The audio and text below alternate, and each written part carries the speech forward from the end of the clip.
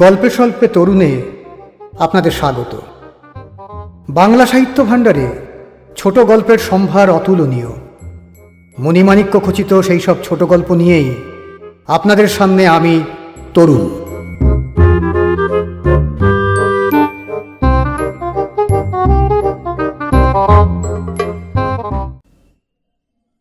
আজ বিভূতিভূষণ বন্দ্যোপাধ্যায়ের গল্প যদু হাজরা ও শিখির ধ্বজ।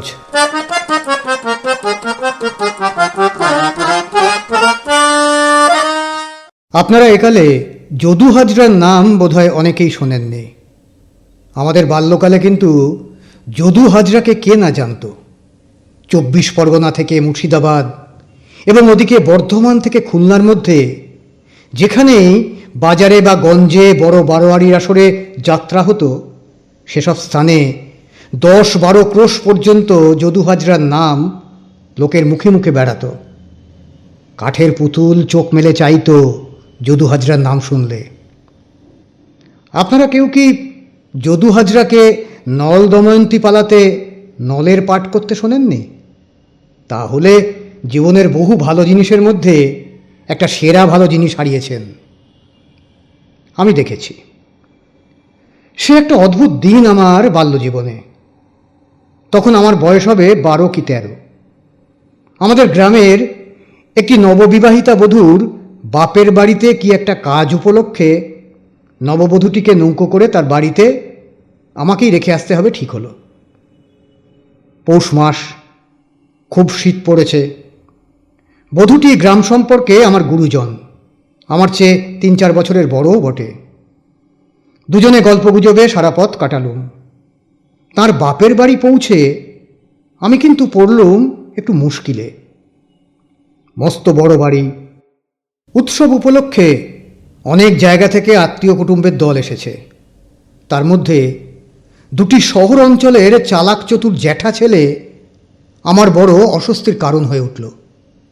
আরও এত ছেলে থাকতে তারা আমাকেই অপ্রতিভ করে কেন যে এত আমোদ পেতে লাগলো, তা আমি আজও ঠিক বুঝতে পারিনি। একটি ছেলের বয়স বছর 15 হবে। রং ফর্সা, ছিপছিপে, সিল্কের পাঞ্জাবি গায়ে। নাম ছিল যতীন। নামটা এখনো মনে আছে। সে আমাকে বললে, কি পড়ো? আমি বললাম, মাইনর 2nd ক্লাসে পড়ি।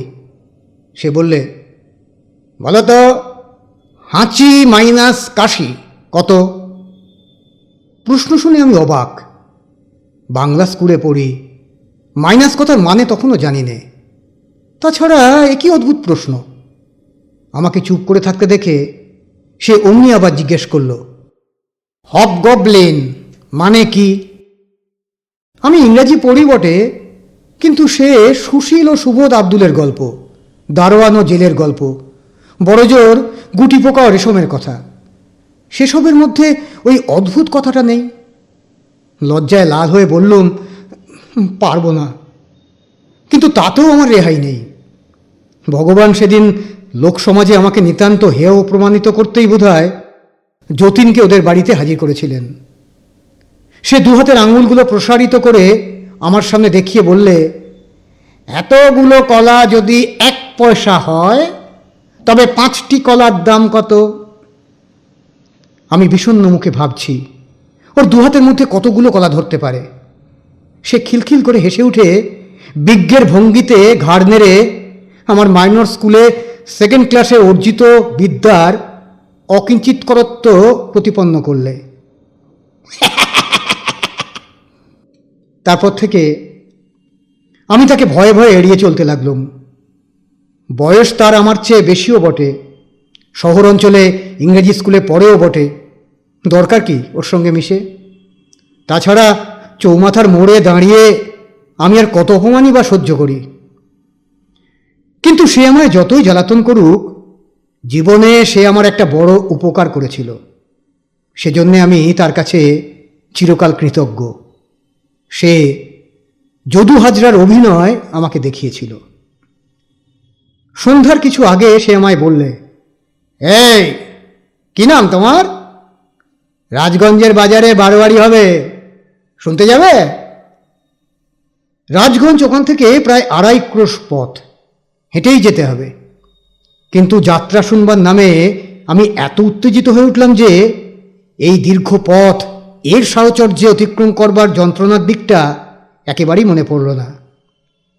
তথাপি সারা পথ যতীন ও তার দলের তারই বয়সী জন কয়েক ছোকরা অশ্লীল কথাবার্তা ও গানে আমাকে নিতান্ত উত্ত্যক্ত করে তুললে।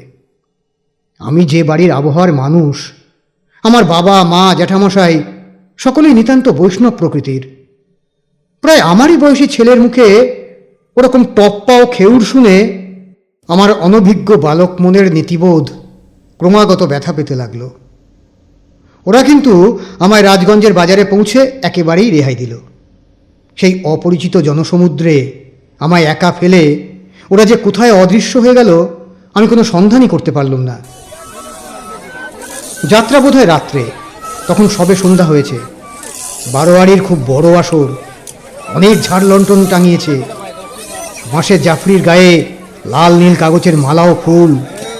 আসরের চারিধারে রেলিং দিয়ে ঘেরা। রেলিংয়ের মধ্যে বোধহয় ভদ্রলোকদের বসবার জায়গা, বাইরে বাজে লোকদের। রাজগঞ্জের বাজারে আমি জীবনে আরও 2-1 বার বাবার সঙ্গে এর আগে না যে এসেছি এমন নয়, কিন্তু এখানে না আমি কাউকে চিনি, না আমাকে কেউ চেনে। রেলিংয়ের ভিতরে জায়গা আমার মতো ছোট ছেলেকে কেউ দিলে না। আমিও সাহস করে তার মধ্যে ঢুকতে পারলাম না। বাইরে বাজে লোকদের ভিড়ের মধ্যে ঠেসাঠেসি করে ইট পেতে বসতে গেলুম, তাতেও নিস্তার নেই। বারোয়ারির মুরব্বী পক্ষের লোকেরা এসে আমাদের সে জায়গা থেকে উঠিয়ে দিয়ে সেখানে বিশিষ্ট লোকদের জন্য বেঞ্চি আনিয়ে পাতিয়ে দেয়। আবার যেখানে গিয়ে বসি সেখানেও কিছুক্ষণ পরে সেই অবস্থা। অতি কষ্টে আসরের কোণের দিকে দাঁড়াবার জায়গা কোনো মতে খুঁজে নিলুম। অন্যান্য বাজে লোকদের কি কষ্ট! তারা প্রায় চাষাভুষো লোক। 5-6 ক্রোশ দূরে থেকে পর্যন্ত অনেকে মহা আগ্রহে যাত্রা শুনতে এসেছে। এই শীতে তারা কোথায় বা বসবার জায়গা পায়? কেউ তাদের বসবার বন্দোবস্ত করে না। স্টেশন মাস্টার বাবু, মালবাবু, কেরানি বাবু ও পোস্টমাস্টার বাবুদের যত্ন করে বসাতে সবাই মহা ব্যস্ত।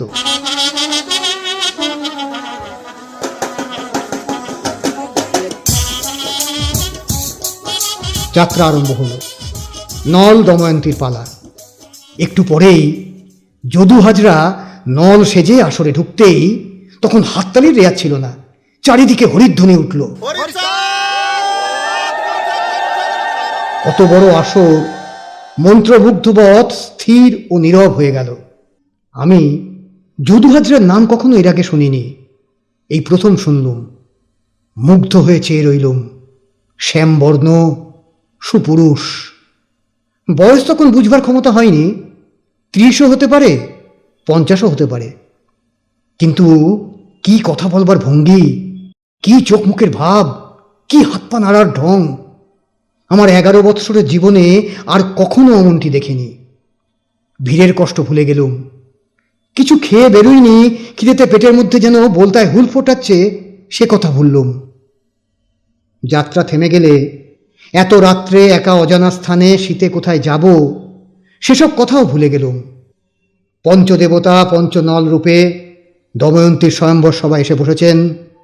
আসল নল রূপী যদু হাজরা বিস্ময় বিহ্বল দৃষ্টিতে চারিদিকে চেয়ে বলছেন, একই হেরি চৌদিকে আমার, মম সমরূপ নল চতুষ্টয়, মম সম সাজে সাজি বসিয়াছে সভা মাঝে। বুঝিতে না পারি কিবা মায়াজাল ইষ্টদেব, পুরাও বাসনা মোর মায়াজাল ফেলো ছিন্ন করি। এমন সময়ে বড়মালা হস্তে দময়ন্তী সভায় প্রবেশ করতেই নল বলে উঠলেন, দময়ন্তী, দময়ন্তী, মনে পড়ে হংসী মুখে আনন্দ বরতা। এই আমি নলরাজ বসি স্তম্ভ পাশে। অপর চারজনও সঙ্গে সঙ্গে সমস্বরে বলে উঠল, দময়ন্তী, দময়ন্তী, মনে পড়ে হংসী মুখে আনন্দ বরতা। এই আমি নলরাজ বসি স্তম্ভ পাশে। প্রকৃত নলের তখন বিমূঢ় দৃষ্টি।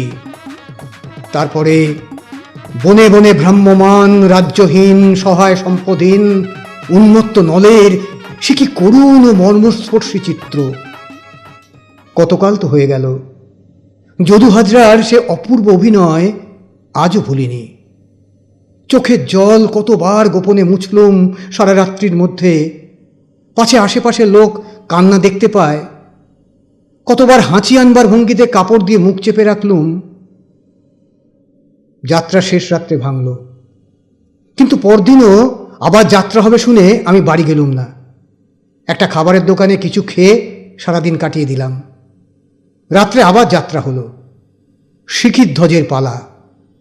যদু হাজরা সাজলে শিখিধ্বজ, এটা নাকি তার বিখ্যাত ভূমিকা। শিখিধ্বজের ভূমিকায় যদু হাজরা আসর মাতিয়ে পাগল করে দিলে। সেই এক রাত্রের অভিনয়ের জন্যে 4-5খানা সোনা ও রূপোর মেডেল পেলে যদু হাজরা। যাত্রা ভাঙল যখন, তখন রাত বেশি নেই।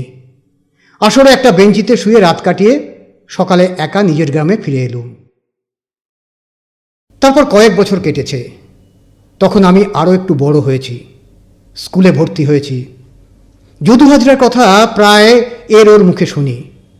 যেখানেই যাত্রা দলের কথা ওঠে সকলেই এক বাক্যে স্বীকার করে যাত্রা দলের মধ্যে অপ্রতিদ্বন্দ্বী অভিনেতা যদু হাজরা। আমি কিন্তু বহুদিন যদু হাজরাকে আর দেখলুম না। এর অনেক কারণ ছিল। আমি দূরে শহরের স্কুল বোর্ডিংয়ে গেলুম। মন গেল লেখাপড়ার দিকে। ধরাবাঁধা রুটিনের মধ্যে জীবনের মুক্ত গতি বন্ধ হয়ে পড়ল। অ্যালজেব্রার আঁক, জ্যামিতির এক্সট্রা, ইংরেজি ভাষার নেশা, ফুটবল, ডিবেটিং ক্লাব, খবরের কাগজ জীবনের মধ্যে নানা পরিবর্তন এনে দিলে। ছেলেবেলার মতো যে যেখানে যাত্রার নাম শুনবো সেখানেই দৌড়ে যাব, তা কে জানে 4 ক্রোশ, কে জানে 6 ক্রোশ, এমন মন ক্রমে ধীরে ধীরে বদলে যেতে লাগলো। ইচ্ছে হলেও হয়তো স্কুলের ছুটি থাকে না। স্কুলের ছুটি থাকলেও বোর্ডিংয়ের সুপারিনটেন্ডেন্ট ছাড়তে চান না। নানা উৎপাত। পাড়াগাঁয়ের ছেলে ছিলুম। থিয়েটার কাকে বলে জানতুম না। যে শহরে পড়তুম সেখানে উকিল মুক্তারদের একটা থিয়েটার ক্লাব ছিল। তারা একবার থিয়েটার করলেন। পালাটা ঠিক মনে নেই, বোধহয় প্রতাপাদিত্য। ভাষা ও ঘটনার বিন্যাসে থিয়েটারের পালা আমাকে মুগ্ধ করল। ভাবলুম যাত্রা এর চেয়ে ঢের খারাপ জিনিস। প্লটের এমন বাঁধুনি তো যাত্রা পালাতে নেই। তারপর অনেকবার উকিলদের ক্লাব থিয়েটার দেখলুম। ছেলেবেলার মন ধীরে ধীরে বদলাতে শুরু করেছে। বাজারে যাত্রা হলো বারোয়ারির সময়, কলকাতার দল, কিন্তু তাতে আগেকার মতো আনন্দ পেলুম না। তারপর কলকাতায় এলুম। তখন নতুন মতের অভিনয় সবে কলকাতায় শুরু হয়েছে। বড় বড় বহু বিখ্যাত নর্দের অভিনয় দেখবার সুযোগ জীবনে এই প্রথম ঘটল। তাদের নানা পালাতে নানা অভিনয় দেখলুম। বিলিতি ফিল্মে বিশ্ববিখ্যাত নর্দের অভিনয় অনেক দিন ধরে দেখলুম। মানুষ ক্রমে ক্রমে বিজ্ঞ হয়। উকিল মুক্তারদের প্রধান অভিনেতা গুরুদাস ঘোষ, যাকে এতকাল মনে মনে কত বড় বলে ভেবে এসেছি, এখন তার কথা ভাবলে আমার হাসি পায়। আরও কয়েক বছর কেটে গেল। কলেজ থেকে বেরিয়ে চাকুরি করি। কলকাতার থিয়েটারের অভিনেতারাও তখন আমার কাছে পুরনো ও একঘেয়ে হয়ে গিয়েছে। থিয়েটার দেখাই দিয়েছি ছেড়ে। ফিল্ম সম্বন্ধেও তাই। খুব নামজাদা অভিনেতা না থাকলে সে ছবি দেখতে যাইনে। যাঁদের অভিনয় দেখে মুগ্ধ হয়েছে একদিন, এখন তাদের অনেকের সম্বন্ধেই মত বদলেছি। এই যখন অবস্থা, তখন কি একটা ছুটিতে বাড়ি গিয়ে শুনি দেশে বারোয়ারি। শুনলুম কলকাতা থেকে বড় যাত্রার দল আসছে। 150 টাকা এক রাত্রির জন্য নিয়েছে। এমন দল নাকি এদেশে আর কখনো আসেনি। ভালো বিলিতি ফিল্মই দেখিনি, থিয়েটার দেখাই ছেড়ে দিয়েছি ভালো লাগে না বলে। এ অবস্থায় রাত জেগে যাত্রা দেখবার যে বিন্দুমাত্র ইচ্ছাও মনে জাগবে না, একথা বলাই বাহুল্য। যাত্রা আবার কি দেখব, নিতান্ত বাজে জিনিস। কে কষ্ট করে এই গরমের মধ্যে লোকের ভিড়ে বসে যাত্রা দেখতে যাবে? কিন্তু বন্ধু বান্ধবেরা ছাড়লেন না। বারোয়ারির কর্তৃপক্ষেরা বিশেষ অনুরোধ করে গেলেন, আমার যাওয়া চাই। কি করি, ভদ্রতা বলেও তো একটা ব্যাপার আছে। খানিকটা দেখে না হয় উঠে এলেই হবে। নিতান্ত না যাওয়াটা ভালো দেখাবে না হয়তো, বিশেষ দেশে যখন তত বেশি যাতায়াত নেই। সন্ধ্যার সময় যাত্রা বসল। যাত্রা জিনিসটা দেখিনি অনেক কাল। দেখে বুঝলুম সেকালের যাত্রা আর নেই। জুড়ির গান, মেডেলধারী বেহালাদারদের দীর্ঘ কসরত, এসব অতীত ইতিহাসে পরিণত হয়েছে। সালমা চুমকির কাজ করা সাজ পোশাকও আর নেই। কলকাতার থিয়েটারের হুবহু অনুকরণ, যেমন সাজ পোশাকে তেমনি তরুণ অভিনেতাদের অভিনয়ের ঢঙে। এমনকি কয়েকজন অভিনেতার বলবার ধরন, মুখভঙ্গি ও হাত পা নাড়ার কায়দা কলকাতা স্টেজের কোনো কোনো নামজাদা বিশিষ্ট অভিনেতার মতো। দেখলুম আসরের শ্রোতার দলের মধ্যে যারা তরুণ বয়স্ক, তাদের কাছে এরা পেলে ঘন ঘন হাততালি।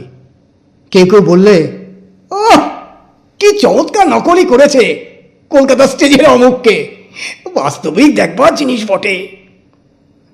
এমন সময়ে আসরে ঢুকলো একজন মোটা কালো বেঁটে লোক।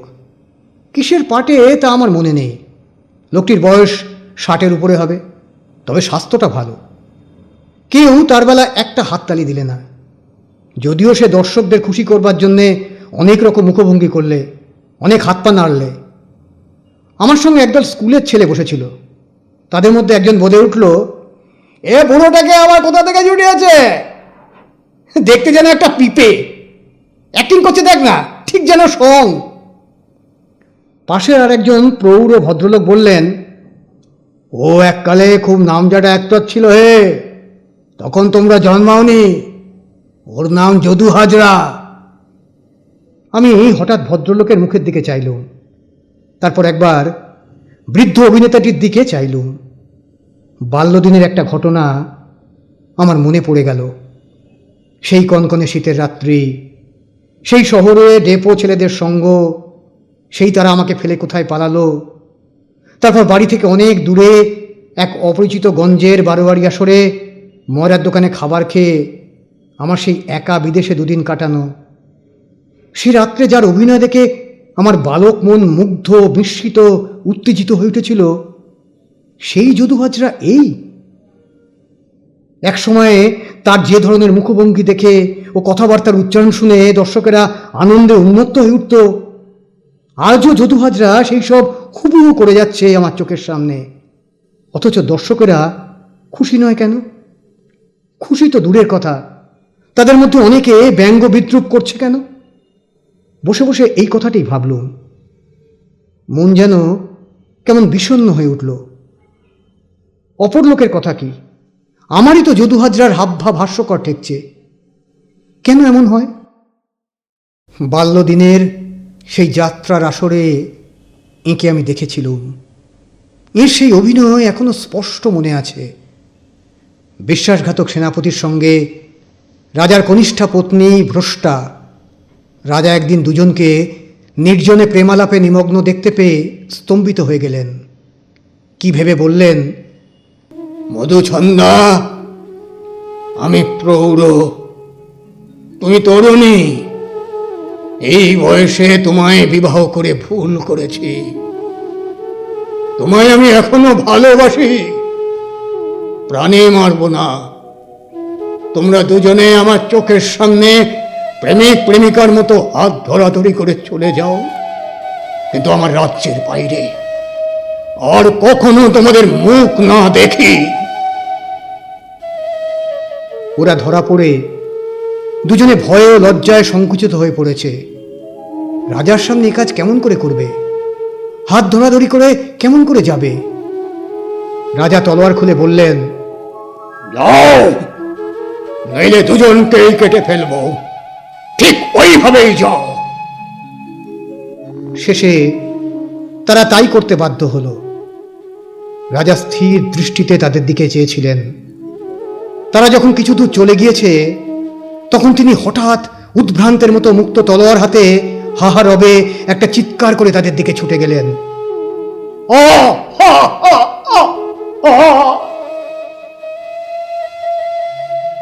সঙ্গে সঙ্গে তারাও আসরের বাইরে চলে গেল। মনে আছে রাজার সেই চমৎকার ভঙ্গিতে, তার হতাশ আহা রবের মধ্যে এমন একটা ট্র্যাজিক সুর ছিল, আসরশুদ্ধ দর্শককে তা বিচলিত করেছিল। আমি তখন যদিও নিতান্ত বালক, কিন্তু আমার মনে সেই দৃশ্যটি এমন গভীর দাগ নিয়েছিল যে এই এত বয়সেও তা ভুলিনি।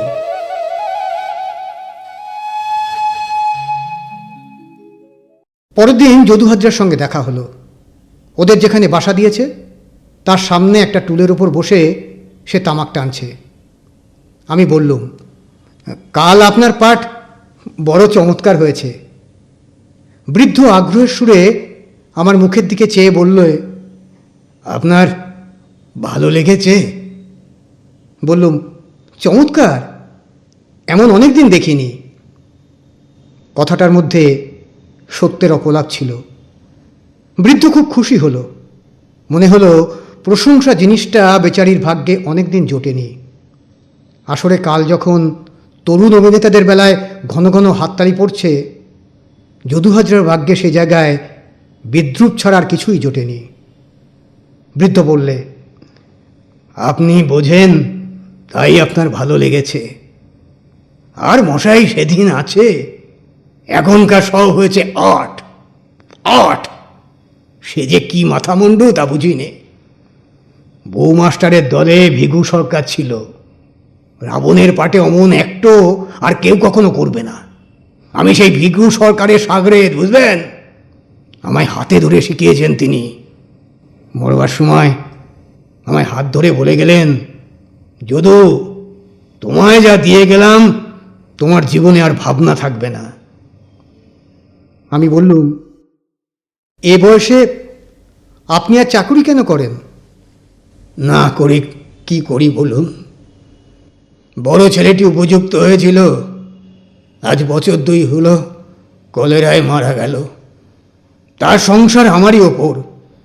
নাতনিটার বিয়ে দিতে হবে আর কিছুদিন পরেই। পয়সা আগে যা রোজগার করেছি হাতে রাখতে পারিনি। এখন আর তেমন মাইনেও পাইনে। 150 টাকা পর্যন্ত মাইনে পেয়েছি এক সময়। আমার জন্যে অধিকারী আলাদা দুধ বন্দোবস্ত করে দিয়েছিল যখন ভূষণ দাসের দলে থাকতাম। এখন পাই 35 টাকা মাইনে। আর সতীশ বলে ওই যে ছোকরা কাল রামের পাঠ করলে, সে পায় 80 টাকা। ওরা নাকি আর্ট জানে। আপনি বলুন তো, কাল ওর পাঠ ভালো লাগলো আপনার, না আমার পাঠ ভালো লাগলো? এখনকার আমলে ওদেরই খাতির বেশি অধিকারীর কাছে।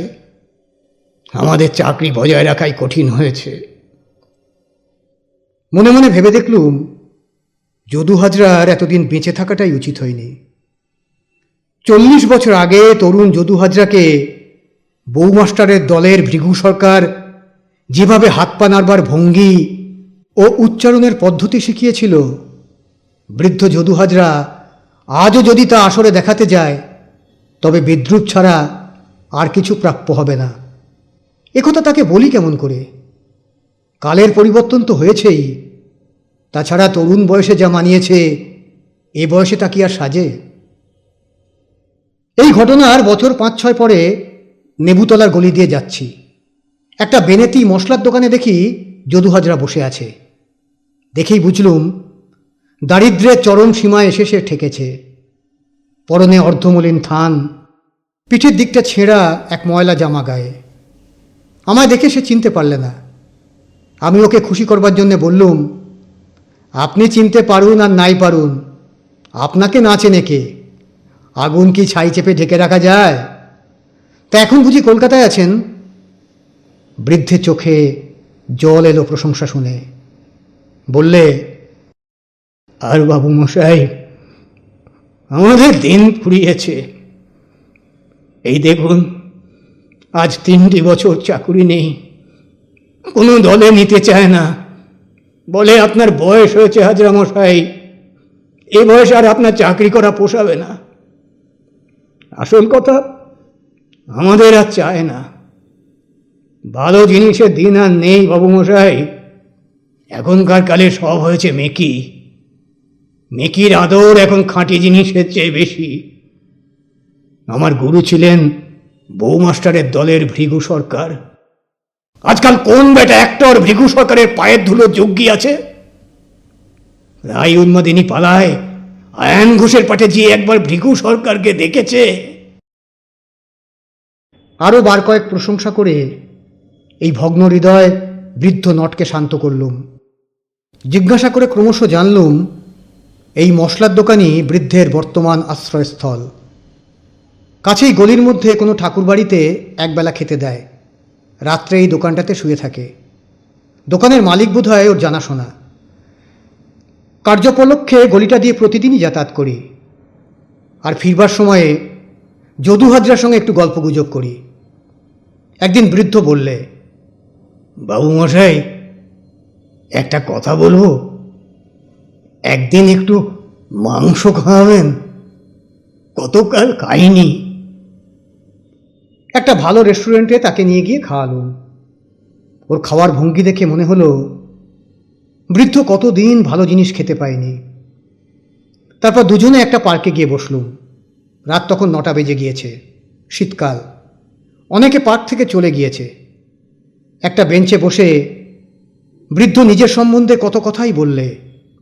কোন জমিদার কবে তাকে আদর করে ডেকে নিজের হাতে সোনার মেডেল পরিয়ে দিয়েছিলেন, তার অভিনয় দেখে কবে কোন মেয়ে তার প্রেমে পড়েছিল, হাতিবাঁধার রাজা নিজের গায়ের শাল খুলে ওর গায়ে জড়িয়ে দিয়েছিলেন। বলতে বলতে মাঝে মাঝে যেন ও অন্যমনস্ক হয়ে পড়েছে। 25 বছর আগের কোনো তরুণী প্রেমিকার হাসিমাখা চাহনি ওর আবেশ মধুর যৌবন দিনগুলির উপর স্পর্শ রেখে গিয়েছে। কে জানে সেই সব দিন, সেই সব বিস্তৃত প্রায় মুখ ও মনে আনবার চেষ্টা করছিল কিনা। আমি কিছুক্ষণ চুপ করে থেকে বললুম, শিখিধ্বজ আর মধুছন্দার সেই অভিনয় আমার বড় ভালো লাগে। সেই যখন রাজা বললেন, তোমরা প্রেমিক প্রেমিকার মতো হাত ধরাধরি করে চলে যাও, সেই জায়গাটা এখনো ভুলিনি। বৃদ্ধ নট সোজা হয়ে বসল। তার চোখে যৌবনকালের এই হারানো দীপ্তি যেন ফিরে এলো। বললে, ও সে কতকালের কথা যে, ওপালা গেয়েছি প্রসন্ন নিয়োগের দলে থাকতে, দেখবেন করে দেখাবো। আমি উৎসাহের সঙ্গে বললুম, মনে আছে আপনার? দেখেন না। ভাগ্যে পার্কে তখন বিশেষ কেউ ছিল না। বৃদ্ধ উঠে দাঁড়ালো। আমি হলুম মধুছন্দা। ও নিজের পাঠ বলে যেতে লাগলো। দেখলুম কিছুই ভোলেনি। শেষে আমার দিকে ফিরে জলদ গম্ভীর সুরে বললে, যাও মধুছন্দা, তোমরা দুজনে প্রেমিক প্রেমিকার মতো হাত ধরাধরি করে চলে যাও। তারপর আমি কয়েক পা এগিয়ে যেতেই বৃদ্ধ তার সেই পুরনো ট্র্যাজিক সুরে হা হা হা করে আমার দিকে উদ্ভ্রান্তের মতো ছুটে এলো।